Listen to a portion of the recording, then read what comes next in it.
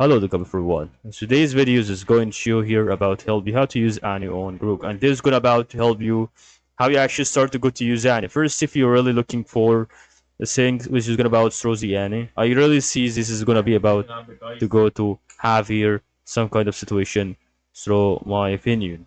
So this is going to be really going on through the important things related. If you really want to use Annie, you can click on here on two lines to the left, click on settings.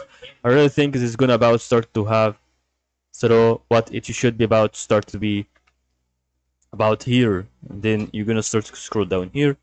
You're gonna start to have like, okay, so this is about a voice. You can use Annie, or maybe you can start to go to click on upgrade if you don't have Annie.